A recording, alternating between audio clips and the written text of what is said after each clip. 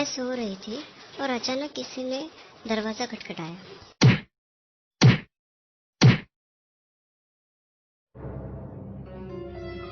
मैंने उठकर दरवाजे पर लगे होल से बाहर देखा, पर कोई नहीं था। मैंने सोचा हवा का झोंका होगा शायद, पर फिर से दरवाजे की आवाज आई। कौन है? अरे कौन हो तुम? मैडम, मैं हूँ। क्या नेहा, तुम भी? मैडम, वो दूसरे ब्लॉक का एसी खराब हो गया। हाँ तो मैकेनिक को फोन कर दो, वो ठीक कर देगा। और आगे से ऐसे दरवाजा मत खटखटाना। मैडम, पर मैंने दरवाजा खटखटाया ही नहीं, मैंने तो बेल बजाई थी। अच्छा ठीक है, कोई बात नहीं, पर आगे से ध्यान रखना। अगर इसने नहीं दरवाजा खटखटाया होगा तो फिर किसने खटखटाया होगा? मेरा नाम कनिका है और मैं वैसे डरने वालों में से नहीं थी। मेरे पति के मौत के बाद मैं और मेरा बेटा अकेले पड़ गए थे। लेकिन पिछले 4 सालों से मैं अपने बेटे रोहन को संभाल रही हूँ और मैंने अपना MBA पूरा किया। उसके बाद शहर आकर रिसेप्शनिस्ट की जॉब ज्वाइन की। अपनी मेहनत से मैं होटल की मैनेजर बन गई और तभी से होटल में ही रह रही थी। होटल के काम में व्यस्त होने के कारण उस रात हुई दरवाजे की घटना को मैं जल्दी भूल गई। कुछ सालों तक नानी के घर रह रहा रोहन भी छुट्टियां लगते ही मेरे साथ होटल रहने आ गया। मम्मी, आज मेरे दोस्त ने जादू की छड़ी घुमाई और दीवार के सारे चित्र गायब कर दिए। अरे वाह, ये तो बहुत अच्छी बात है। मैंने उस बात को गंभीरता से नहीं लिया, लेकिन उसके बाद से रोहन रोज अपने दोस्त की जादुई किस्से सुनाने लगा। लेकिन रोहन की बातों से थोड़ा चिंतित होकर मैंने अपने रूम में CCTV लगवा लिए। मैडम, मैंने CCTV लगवा दिए हैं। अगर कोई परेशानी हो तो मुझे कॉल कीजिए। तभी एक दिन अचानक, अरे यह पलंग और ये सब चीजें तो इस तरफ थी। बेटा, ये सब चीजें किसने हटाई? ये तो मेरे दोस्त के जादू का कमाल है। कौन है जो ये सब कर रहा है? क्या कोई भूत? इंटरनेट पे होटल के बारे में ढूंढते हो, शायद कुछ मिल जाए।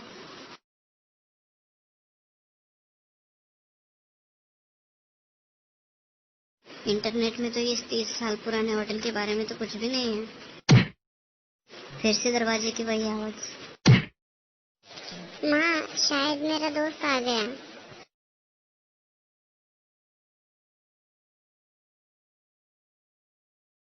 मैं अंदर ही अंदर बहुत घबरा गई थी। तभी मैंने सिक्योरिटी गार्ड को फोन लगाया। हेलो सिक्योरिटी, जल्दी से मेरे रूम में आ जाओ। कुछ ही देर में पीछे के दरवाजे से एक गार्ड आया। तब तक वो आवाज बंद हो चुकी थी। क्या हुआ मैडम, आपने बुलाया था? कुछ नहीं, ऐसे ही बुलाया था। अरे कहाँ गया मेरा दोस्त? लगता है अंकल से डर गया। कौन अंकल? रोहन? मेरा एक दोस्त जो टोपी वाले अंकल से डरता है। जब भी टोपी वाले अंकल आते हैं वो बाथरूम में छुप जाता है।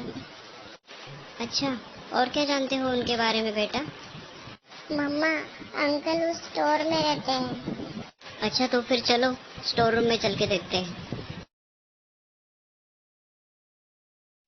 स्टोर रूम में जाते ही सभी के सभी शॉक हो गए। स्टोर रूम में जाते ही मैंने एक अजीब सा चित्र देखा। अरे ये दीवार पे ये क्या बना हुआ है?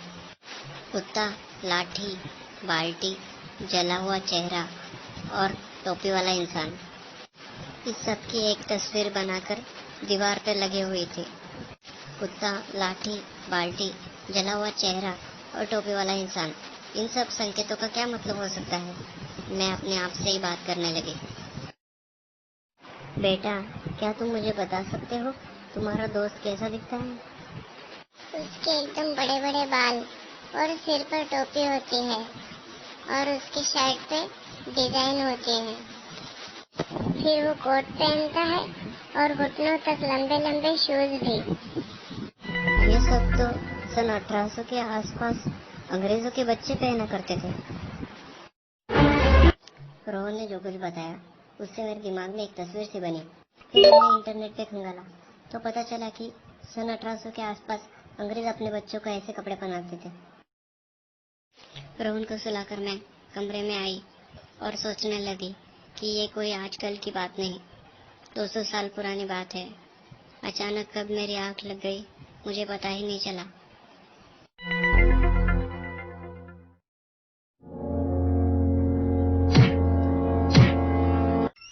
दरवाजे की आवाज सुनकर मैं उठी और मैंने जो देखा उसके बाद मेरी आंखें फटी की फटी रह गई। मुझे ऐसा लगा कि मेरे कमरे में सब कुछ बदल गया है या फिर मैं दूसरे किसी के कमरे में आ गई हूँ। घबराहट से मेरे पसीने छूट चुके थे और मैं कुछ भी करने की स्थिति में नहीं थी, बिल्कुल स्तब्ध हो गई थी। फिर मैंने अपने आप को संभाला। तभी एक न्यूज़पेपर मेरी तरफ उड़ के आने लगा।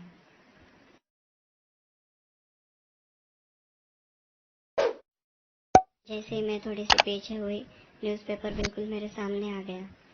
मैंने न्यूज़पेपर में देखा, उसका नाम इंडिया गैजेट था और उसकी डेट 6 जून 1834 थी। न्यूज़पेपर की कई कटिंग्स निकाली गई थी। ऐसा लग रहा था कि कोई खबर पेपर से गायब है। फिर अचानक कमरा पहले जैसा हो गया, पर इस कमरे में एक तस्वीर थी जो मैंने इससे पहले कभी नहीं देखी थी। अब मैंने अपना लैपटॉप लगाया और उस तस्वीर को स्कैन करके देखा। जैक कैरली? ये कौन है? जैसे ही मैंने जैक कैरली का नाम लिया, एक हवा का साया मेरे हाथों से गुजर कर गया और मेरे कानों में धीरे से फुसफुसाया, कनिका, कनिका। मैं बहुत ज्यादा घबरा चुकी थी। अब मैं उठी और सीधा रोहन के रूम में गई। रोहन, रोहन, रोहन बेटा उठो। जैक कैरली। क्या हुआ बेटे? ये नाम तुमने कहाँ सुना? हा हा हा हा, मैं हूँ जैक कैरली। ऐसा कह के रोहन ने मेरी बाह को जोर से दबोचा। अरे ये तुम क्या कर रहे हो? छोड़ो मेरे हाथ को। उसने मेरे हाथ को इतने मजबूती से जकड़ लिया था कि मैं हाथ को छुड़ा ही नहीं पा रही थी। धीरे धीरे रोहन नॉर्मल हुआ और मेरे हाथ को छोड़ दिया। अचानक वो मुड़ के सो गया। ये सब चीजें अचानक होने के कारण मैं बहुत घबरा गई थी, लेकिन मैं इस बात की तह तक जाना चाहती थी कि आखिरकार ये सब क्यों हो रहा है। अचानक रोहन को क्या हो गया? और ये मेरे हाथ पे ये 6 उंगलियों के निशान, ये कैसे आए? डर के मारे मैंने तुरंत अपना कमरा चेंज करने का फैसला लिया। हेलो नेहा, जल्दी से हमारे लिए दूसरे ब्लॉक का एक रूम बुक करो और पिछले 10 साल की होटल की सारी फाइलें लेके आओ। रोहन के साथ मैं एक नए कमरे में शिफ्ट हो गई। ये कमरा भी कुछ अजीब ही था। पुरानी फाइलें पढ़ने के बाद मुझे पता चला कि दीपक वर्मा नाम के मैनेजर के बाद यहाँ कुल 12 मैनेजर बदले गए थे। दीपक ने 6 जून 2010 को अपनी नौकरी छोड़ी थी। 6 जून? अचानक मेरा माथा ठनका और मुझे अपने दिवा स्वप्न की याद आई। उसमें जो तारीख थी 6 जून 1834। जरूर इस तारीख का कोई गहरा संबंध है। और ये जैक कैरली कौन है? मैंने तुरंत अपना लैपटॉप उठाया और 6 जून जैक कैरली इंडिया गैजेट के बारे में सर्च किया। तभी मुझे 6 जून 1834 का इंडिया गैजेट का न्यूज़पेपर मिला। दिवा स्वप्न में मैंने जो न्यूज़पेपर पढ़ा था, ये वही न्यूज़पेपर था जिससे कुछ कटिंग निकाली गई थी। कटिंग्स के अनुसार उस 3 भारतीय क्रांतिकारियों ने अंग्रेजी सरकार को परेशान करके रखा था। खबर के लेखक जैक ने सरकार की आलोचना करते हुए इन क्रांतिकारियों की खूब तारीफ की थी। इस खबर के बाद दुनिया भर में अंग्रेजी सरकार की खूब आलोचना हुई। इस घटना के बाद जैक गुम हो गया। मुझे बस इतनी ही जानकारी मिल पाई। आखिरकार क्या हुआ होगा जैक के साथ? जैक अचानक गुम कैसे हो गया? अंग्रेजी सरकार ने उसके साथ क्या किया होगा? कल पिछले मैनेजर से बात करके देखती हूँ, शायद वही कुछ बता पाएंगे। अगले दिन सुबह जब मैं ऑफिस गई, ऑफिस जाते ही मैंने पुराने सारे मैनेजर्स को फोन किया, पर किसी ने भी ढंग का जवाब नहीं दिया। फिर मैंने आखिरी मैनेजर राजेश शुक्ला को फोन किया।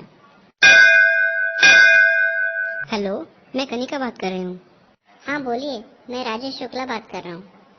मुझे आपसे होटल के बारे में बात करनी है। हाँ बोलिए। जब से मैं इस होटल में आई हूँ, मेरे साथ अजीब अजीब घटनाएं घट रही हैं। क्या आप मुझे इस बारे में कुछ बता सकते हैं? देखिए कनिका जी, ऐसी अजीब घटनाएं मेरे साथ भी हुई थी। मैंने इस बारे में मालिक से बात की तो उन्होंने मुझे पैसे देकर चुप करा दिया। बस इतनी ही जानकारी मुझे राजेश शुक्ला से मिल पाई। इस नए जानकारी के साथ जैसे ही मैंने फोन रखा, एक रजिस्टर अपने आप नीचे गिरा, जैसे कोई चाहता हो कि मैं उसे पढूं। मैं सोचने लगी, ये कैसा संकेत है। मैंने उस रजिस्टर को उठाया। रजिस्टर उठाते ही मुझे एक नाम दिखा, जॉर्ज कैरली। फिर मैंने तुरंत जॉर्ज कैरली को फोन लगाया। Hello, George Carley here. Hello sir, मैं कनिका बात कर रही हूँ। हाँ बोलिए। मैं आपसे जैक कैरली के बारे में बात करना चाहती हूँ। मैंने अपने साथ हुई पूरी घटना को विस्तार से उन्हें बताया। मैं जानता हूँ इस पूरी घटना के पीछे की क्या वजह है। मेरा जैक के साथ पुराना नाता है। वो तो पूरी बात में जब इंडिया आऊँगा अगले हफ्ते तभी बता पाऊंगा। ठीक है, धन्यवाद।